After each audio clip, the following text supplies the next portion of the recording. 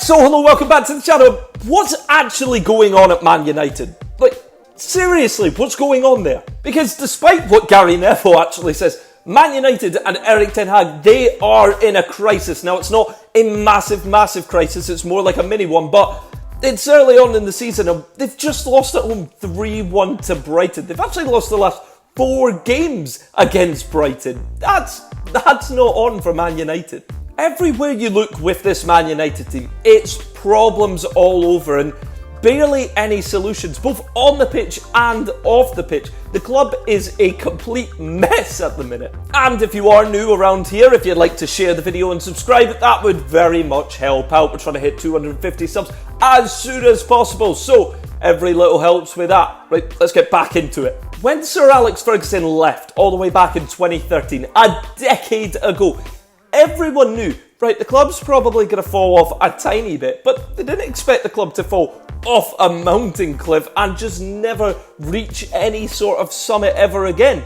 I mean, you look at the predecessors of Alex Ferguson and it's disgraceful. Say what you want time-wise about David Moyes, more time, less time, he was terrible. Couldn't get any transfers through the window, even though he did try. It just never worked out for him. Then the likes of Van Gaal, awful appointment, brought back a tiny bit of stability, but really set the club back a lot further. Same thing for sort of Jose Mourinho, bringing in a proven winner, but him and the board had a massive clash and the owners, and it was never meant to be. He was never really a Man United manager.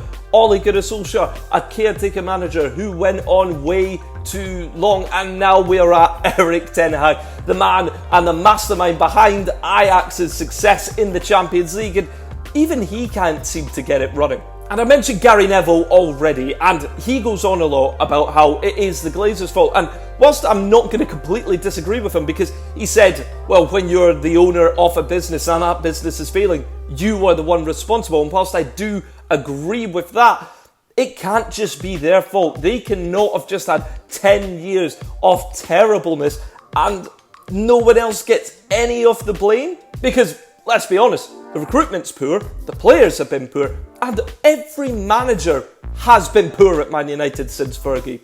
It's just a fact.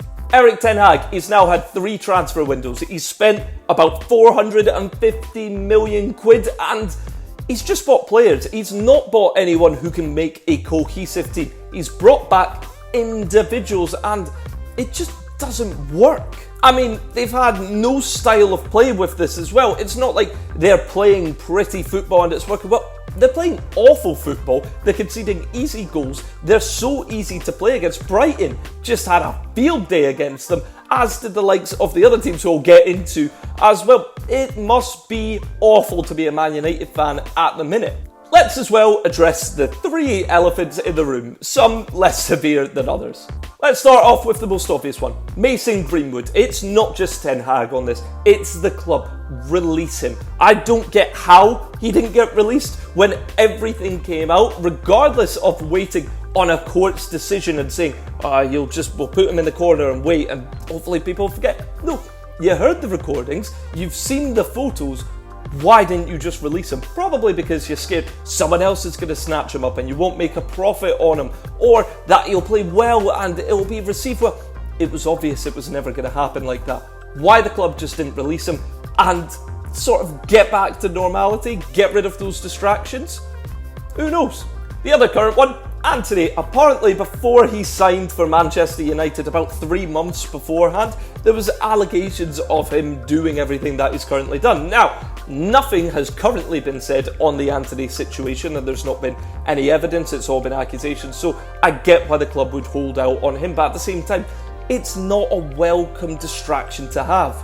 Finally, you have Jadon Sancho. Now, he obviously doesn't have the allegations that the other 2 have, but he has very much publicly spoken out about how he deserves more playing time. Erik ten Hag is not going to give him more playing time. They don't get on well, and he's not apologised to Erik ten Hag, so he's been shunned basically to the reserves, and he's probably going to get sold in January. But why, if they knew this was going to happen, didn't they just try and get rid of him in the summer transfer window? I mean, it's not really worked out for him anyway, so why haven't they tried to sell him? It's boggling. And just a quick note, the Cristiano Ronaldo ordeal, that was That was so badly dealt with. I mean, why they didn't just sell him in the summertime? They held on to him, probably a bit like Jadon Sancho, what they're currently doing. It's going to get messy, but Ronaldo, you don't treat him like that. You either give him his release and say, you can go play wherever you want because you're not in our plans. That's fine, whatever. Move on from that. No player's bigger than the club. But to hold on to him when he clearly doesn't want to be there and try and make him a bench player, no, he's not. He's got the ego, but he's also got the accomplishments, and he was never going to be a bench player for Man United, so why you were trying to make him into that, I don't understand. You've also got Bruno Fernandes as captain. Why on earth would you pick Bruno Fernandes as captain? A man who is a massive hindrance to Man United, and a lot of Man United fans probably won't like to hear that, because look at the goals he gets, look at the assists. I don't care about goals and assists. I want a midfielder to link attack and defence, but he doesn't properly do that. He's also moany as anything. Every decision, he dives, he moans. He's a terrible captain, probably the worst in the whole Premier League. You also look at this squad, it's just awful. The squad is genuinely terrible. Obviously, Man United being one of the biggest clubs in the world, yes, a lot of teams are going to try and make them pay a lot more money, hence the Maguire money, so on and so forth. But there's so much dead wood at the club, and it takes them ages to try and ship it out. Look at the likes of Phil Jones, who was there for way too long. The likes of Juan Mata, who, yes, I love Juan Mata, but he stayed there way too long because he was on a cushy wage. And there's so many other players like that, just average to below average players who have so much money getting to them on a weekly basis, and why would they want to leave that? The midfield is just awful. It's so bad. It's not built together. It's like it was built on Ultimate Team on FIFA. You've got Casemiro and McTominay, who they claim is a holding player, but evidently with Scotland, he's not. He's a box-to-box player who likes an attacking output more than a defensive one. So if Casemiro's injured, you've got no one to cover there. Then you've got the likes of Eriksen, Mount, obviously Fernandes comes into that play, and then other than that, who realistically do you have? You've obviously got that wee Hannibal fella, and yes, I know he scored, but these aren't Man United standard players. They're just not. And they all do the same job. No one does any different job. And as I said, no one links defence from attack. They just sit in their positions, and it's like they've not even got a midfield. Luke Shaw, injured, probably the most overrated left back I've ever seen, especially in world football. He's nothing special at all. Then you have Reguilon, fine backup, but again, nothing there really. Dalot should have been shipped out ages ago. Wan-Bissaka, I quite like him, but he's not Man United standard. Is Onana really better than De Gea? He's not better shot stopper than him. And if you're a goalkeeper, I don't care if you can play with your feet. It's never impressed me that a goalkeeper is brilliant with his feet, because I just want my goalkeeper to save shots. I want my goalkeeper to keep clean sheets. I don't care if he's not got the best distribution. Yes, it's helpful, but it's nowhere near as helpful as actually saving the ball, something that Onana can't seem to do early on. Varane is one of the best defenders in the world, but he's never fit, and now he's got so many mistakes in him, it looks like a massive waste of money. Martinez, so inconsistent. He really is so inconsistent.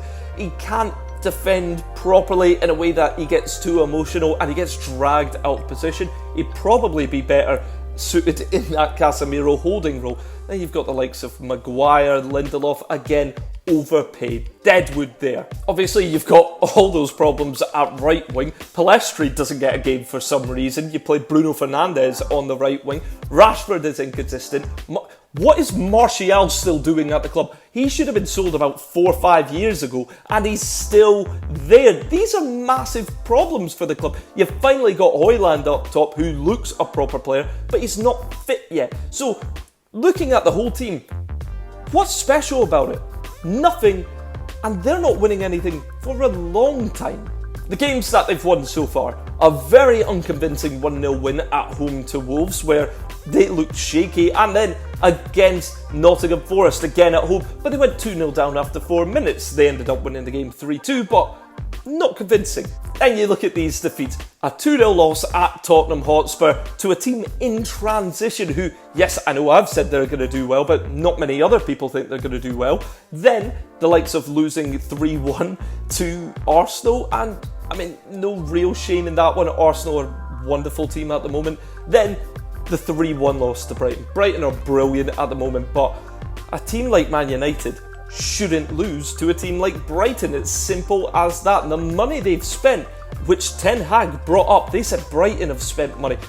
Brighton's squad, starting 11 wise, they cost about 11 mil for the lot of them. Man United's whole starting 11 cost 50 million times more than that. It was about a tenth of the Jadon Sancho price. Overall, the Glazers, yes, they're not brilliant, and the only money that they actually put in to the transfers, the way that they actually buy the likes of Onana, Mount, Højlund, so forth, is through the sales of shirts, merchandise, and the likes of matchday tickets.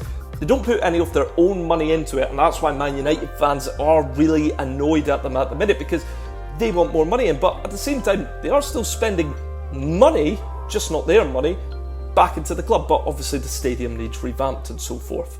The squad's not good enough. The decision making from a lot of the players who need to take a lot more responsibility. I'm not talking about when they say, I'm really sorry, and put about a 50 million page letter on Instagram, Twitter, whatever the social media is. That's not good enough because it doesn't mean anything. It's empty words. Put a performance on the pitch, put a tackle in, show some passion, get a goal, get the crowd going. It's not there at the minute for Man United. Finally, the manager, take responsibility. Come out, get your players actually working. You can call some of your players out for being lazy and having a weak mental attitude, and that's fine, but get them going. You need to actually get man management sorted, because your man management has been so poor so far at Man United, and Man United aren't going anywhere at the minute under Erik Ten Hag. Whether that's the Glazers, the squad, or the manager, or a combination of all three. They're overrated, overpaid, and they will struggle to maybe even get European football this year. It's that bad. So that was my thoughts on Man United and the big crisis that they are in, because Gary Neville, they are in a crisis, come on.